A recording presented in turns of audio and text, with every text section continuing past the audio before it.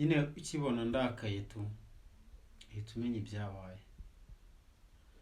Je hano ngo mvuge ku batoza babiri, umutoza witwa Anis Lot n'umutoza witwa Abdurrahman Talib. Aba batoza bazengereje umupira kuri iyi si pe. Ese harabura iki ngo begure bro? Harabura iki ngo bave muri aya makipe? Anis Lot yatwaye Premier League hakiri kare, ariko byati ku maso yanjye byatewe nuko abakinyi be bari bari muri uniforme ya Pochettino. Vuga ngo ibyo Pochettino yari yarabigishije, yari yarabatoje, nibyo byari bikibarimo mbere yuko kugira ngo batsinde uriya mukino.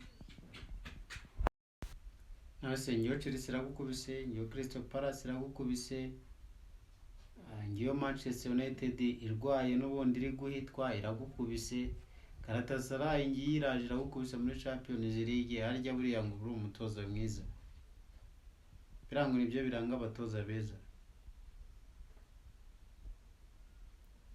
Abdurrahman Talib, ikipe ya Bugesera kweli, kabona igitego kimwe muri Bugesera ubanze kwiyuhakuya bro, ukajya Musanze ugakubitwa ibitego 3 mu gice cya mbere. Harya buriya ngo nibwo butoza bwiza? Aya makipe abantu bafana bakunda bari benshi, abataryama kubera yo babura amahoro, benshi bakarara batariye kubera insinzwi. Icyo biturwa ni icyo nyine. Abdurrahman Talib wakuviye muri iyi kipe, waba ari ya APR n'abakunzi bayo ukava muri ikipe itsindwa ninde utayitoza bro? Wowe ureba iyi video, ikipe itsindwa ninde utayitoza? Ikipe itsindwa nka Liverpool muri iyi season ninde utayitoza? Ikipe itsindwa nka APR muri iyi season ninde utayitoza? Reka dukomera amashi ikipe ya Barasta, ikipe ya Chelsea Football Club yo yarayitsinze ibitego 2-0, ariko za Man City zarayitsinzwe, Liverpool yarayitsinzwe. Nyine nuko bimeze tu. Ikipe ya Barca ni ikurikiraho ku ikipe.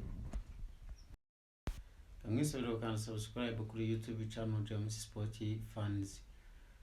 X niko yitwa, YouTube nani, Instagram niko yitwa, na Facebook niko yitwa, hose wanyakira ukahagera. Ndetse nshimira wowe wamaze kandi subscribe kuri YouTube channel, umuntu w'agaciro, umuntu w'ingenzi cyane. Reka dukomeze tubane nubwo ibihe bitari sawa, ariko stay with me. Reka dukomeze tubane nyine muri uyu mubabaro wose w'amakipe dukunda ari mu kubabara. Nta kundi bibaho. Gusa nyine ndabasabira kwirukanwa abo batoza uko ari babiri.